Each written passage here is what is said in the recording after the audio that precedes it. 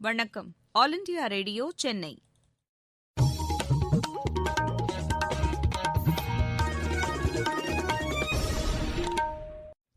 மாநிலச் செய்திகள் வாசிப்பவர் சுமதி. தலைப்புச் செய்திகள்: நிவர் புயலால் பாதிக்கப்பட்டுள்ள தமிழகத்திற்கு மீட்பு மற்றும் நிவாரணப் பணிகளுக்கு மத்திய அரசு உதவும் என்று பிரதமர் திரு நரேந்திர மோடி உறுதியளித்துள்ளார். புயலால் பயிர்களுக்கு ஏற்பட்டுள்ள சேதங்களை முறையாக கணக்கீடு செய்த பின்னர் உரிய நிவாரணம் வழங்கப்படும் என்று முதலமைச்சர் திரு எடப்பாடி பழனிசாமி அறிவித்துள்ளார். தமிழக அரசு எடுத்த முன்னெச்சரிக்கை நடவடிக்கைகளால் நிவர் புயலின்போது பாதிப்புகள் தவிர்க்கப்பட்டுள்ளதாக உணவுத்துறை அமைச்சர் ஆர் காமராஜ் கூறியுள்ளார். கோவிட்-19 நோய் தொற்று தடுப்பு மருந்து தயாரிப்பு பணிகளை நேரில் ஆய்வு செய்ய பிரதமர் திரு நரேந்திர மோடி இன்று அகமதாபாத், புனே மற்றும் ஹைதராபாத்துக்கு செல்கிறார். தமிழகத்தில் கோவிட்-19 நோய் தொற்று தொடர்பாக முதலமைச்சர் திரு எடப்பாடி பழனிசாமி இன்று மாவட்ட ஆட்சியர்கள் மற்றும் மருத்துவ நிபுணர்களுடன் ஆலோசனை நடத்துகிறார். இனி விரிவான செய்திகள். நிவர் புயலால் பாதிக்கப்பட்டுள்ள தமிழகத்திற்கு மீட்பு மற்றும் நிவாரணப் பணிகளில் உதவ மத்திய குழுக்கள் அனுப்பி வைக்கப்படும் என்று பிரதமர் திரு நரேந்திர மோடி கூறியுள்ளார். புயல் மற்றும் மழையால் மாநிலத்தில் ஏற்பட்டுள்ள பாதிப்புகள் குறித்து நேற்று தொலைபேசி வாயிலாக முதலமைச்சர் திரு எடப்பாடி பழனிசாமியிடம் அவர் கேட்டறிந்தார். நிவர் புயலால் உயிரிழந்தோர் குடும்பத்திற்கு தமது ஆழ்ந்த இரங்கலை தெரிவித்துக் கொண்ட பிரதமர் காயமடைந்தவர்கள் விரைந்து குணமடைய இறைவனை பிரார்த்திப்பதாக தெரிவித்துள்ளார். புயல் காரணமாக உயிரிழந்தோர் குடும்பத்திற்கு தேசிய பேரிடர் நிவாரண நிதியிலிருந்து தலா 2 லட்சம் ரூபாய் நிவாரணம் வழங்கப்படும் என்றும் காயமடைந்தோருக்கு தலா 50,000 ரூபாய் வழங்கப்படும் என்றும் பிரதமர் அறிவித்துள்ளார். தமிழகத்தில் நிவர் புயலால் பயிர்களுக்கு ஏற்பட்டுள்ள சேதங்களை முறையாக கணக்கீடு செய்த பின்னர் பேரிடர் நிவாரண நிதியிலிருந்து விவசாயிகளுக்கு உரிய நிவாரணம் வழங்கப்படும் என்று முதலமைச்சர் திரு எடப்பாடி பழனிசாமி அறிவித்துள்ளார். இதுகுறித்து அவர் விடுத்துள்ள அறிக்கையில், பயிர் காப்பீட்டுத் திட்டத்தில் பதிவு செய்துள்ள விவசாயிகளுக்கு இழப்பீடு தொகை பெற்றுத் தரப்படும் என்று கூறியுள்ளார். மாநிலத்தில் நிவர் புயல் மற்றும் கனமழை காரணமாக உயிரிழந்தோர் குடும்பத்திற்கு தலா 10 லட்சம் ரூபாய் நிவாரணம் வழங்கவும் அவர் உத்தரவிட்டுள்ளார். நிவர் புயல் மற்றும் மழையால் இதுவரை 4 பேர் உயிரிழந்துள்ளதாகவும் அவர்களது குடும்பத்தினருக்கு மாநில பேரிடர் நிவாரண நிதியிலிருந்து 4 லட்சம் ரூபாய், முதலமைச்சர் பொது நிவாரண நிதியிலிருந்து 6 லட்சம் ரூபாய் என மொத்தம் 10 லட்சம் ரூபாய் வழங்கப்படும் என்று கூறியுள்ளார். புயலின்போது 114 கால்நடைகள் உயிரிழந்துள்ளதாகவும் உயிரிழந்த மாடு ஒன்றுக்கு 30,000 ரூபாயும், எருது ஒன்றுக்கு 25,000 ரூபாயும், கன்று ஒன்றுக்கு 16,000 ரூபாயும், ஆடு ஒன்றுக்கு 3,000 ரூபாயும் வழங்கப்படும் என்றும் அவர் அறிவித்துள்ளார். புயல் காரணமாக 302 குடிசை வீடுகள் முழுமையாகவும் 1439 வீடுகள் பகுதியாக சேதமடைந்துள்ளதாகவும் சேதமடைந்த வீடுகளுக்கும் ஓட்டு வீடுகளுக்கும் உரிய நிவாரண உதவிகள் வழங்கப்படும் என்றும் அவர் கூறியுள்ளார். நிவாரண முகாம்களில் தங்க வைக்கப்பட்டுள்ள மக்களுக்கு தேவையான உணவு, குடிநீர், பாய் உள்ளிட்ட பொருட்கள் வழங்கப்பட்டிருப்பதாகவும் குடும்பம் ஒன்றுக்கு 10 கிலோ அரிசி, வேட்டி சேலை மற்றும் 1 லிட்டர் மண்ணெண்ணெய் வழங்கப்பட்டு வருவதாகவும் அவர் தெரிவித்துள்ளார். இதனுடன் 1 கிலோ பருப்பும் சமையல் எண்ணெயும் வழங்க தாம் உத்தரவிட்டுள்ளதாகவும் முதலமைச்சர் குறிப்பிட்டுள்ளார். புயல் காரணமாக சென்னை, திருவள்ளூர், காஞ்சிபுரம், செங்கல்பட்டு உட்பட 18 மாவட்டங்களில் வீசிய பலத்த காற்றினாலும் பெய்த கனமழையாலும் ஏற்பட்டுள்ள பாதிப்புகளை விரைந்து சீர் செய்யும் நடவடிக்கைகள் தற்போது போர்க்கால அடிப்படையில் மேற்கொள்ளப்பட்டு வருவதாக அவர் தெரிவித்துள்ளார். இம்மாவட்டங்களில் 2,927 மின்கம்பங்கள் விழுந்துள்ளதாகவும் அவற்றை சீரமைக்கும் பணிகள் நடைபெற்று வருவதாகவும் அவர் கூறியுள்ளார். சென்னை வேளச்சேரி, முடிச்சூர், வரதராஜபுரம் மற்றும் தாம்பரம் ஆகிய பகுதிகளில் வெள்ளநீர் தேங்கி குடியிருப்புகளுக்கு பாதிப்பு ஏற்படுவதற்கு நிரந்தர தீர்வு காண உரிய திட்டங்களை வகுக்க அதிகாரிகளுக்கு தாம் உத்தரவிட்டுள்ளதாகவும் அந்த அறிக்கையில் முதலமைச்சர் குறிப்பிட்டுள்ளார்.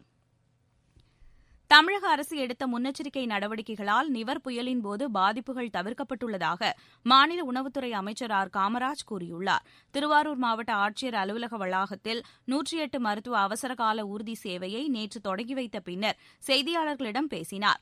புயலால் ஏற்பட்டுள்ள பாதிப்புகளை முதலமைச்சர் நேரில் பார்வையிட்டு நிவாரணம் வழங்க உரிய நடவடிக்கைகளை எடுத்துள்ளதாக கூறினார். திருவாரூர் மாவட்டத்தில் புயல் பாதிப்பிலிருந்து பொதுமக்களை பாதுகாக்க மாவட்ட நிர்வாகத்தின் சார்பில் உரிய நடவடிக்கை எடுக்கப்பட்டுள்ளதாகவும் அவர் தெரிவித்தார்.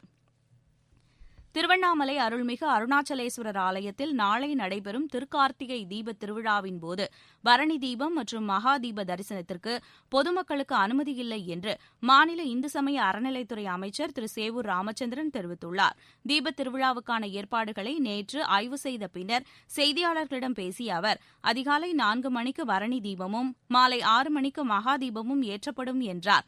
இதனை பக்தர்கள் தங்களது வீடுகளிலிருந்து கண்டு தரிசிக்க தொலைக்காட்சியில் நேரடியாக ஒளிபரப்ப ஏற்பாடு செய்யப்பட்டுள்ளதாகவும் அவர் தெரிவித்தார். திருவண்ணாமலையில் இந்த ஆண்டு கிரிவலம் வருவதற்கும் மலையேறுவதற்கும் பக்தர்களுக்கு அனுமதி இல்லை என்றும் வெளிமாவட்டத்தைச் சேர்ந்த மக்கள் திருவண்ணாமலை வருவதற்கு இன்று பிற்பகல் முதல் 30ஆம் தேதி வரை தடை விதிக்கப்பட்டுள்ளதாகவும் அவர் தெரிவித்தார். நீங்கள் கேட்டுக்கொண்டிருப்பது ஆல் இண்டியா ரேடியோவின் மாநில செய்தி அறிக்கை. கோவிட்-19ற்கு எதிரான போரில் நமக்கான 3 கவசங்கள். முகக்கவசம் அணிவோம், தனிநபர் இடைவெளியை கடைபிடிப்போம், கை மற்றும் முக சுத்தம் பராமரிப்போம். கோவிட்-19 நோய் தொற்று தடுப்பு மருந்து தயாரிப்பு பணிகளை நேரில் ஆய்வு செய்ய பிரதமர் திரு நரேந்திர மோடி இன்று அகமதாபாத், ஐதராபாத் மற்றும் புனேவுக்கு செல்கிறார். இது தொடர்பாக பிரதமர் அலுவலகம் விடுத்துள்ள டுவிட்டர் செய்தியில், முதலில் அவர் அகமதாபாத்தில் உள்ள ஜைடஸ் உயிரி தொழில்நுட்ப பூங்காவிற்கு சென்று தடுப்பூசி தயாரிப்பு பணிகளை ஆய்வு செய்கிறார். பின்னர் பிரதமர் விமானத்தில் புனே சென்று சீரம் இன்ஸ்டிடியூட் ஆய்வகத்தில் கோவிஷீல்டு தடுப்பூசி உற்பத்தி மற்றும் விநியோகத்திற்கு செய்யப்பட்டுள்ள ஏற்பாடுகள் குறித்து அதிகாரிகளுடன் கேட்டறிகிறார்.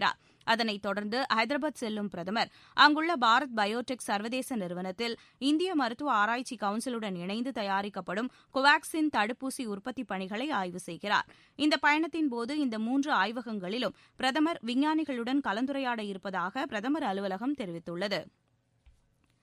தமிழகத்தில் கோவிட்-19 நோய் தொற்று தொடர்பாக அடுத்த கட்ட நடவடிக்கைகளை மேற்கொள்ள முதலமைச்சர் திரு எடப்பாடி பழனிசாமி இன்று மாவட்ட ஆட்சியர்கள் மற்றும் மருத்துவ நிபுணர்களுடன் ஆலோசனை நடத்துகிறார்.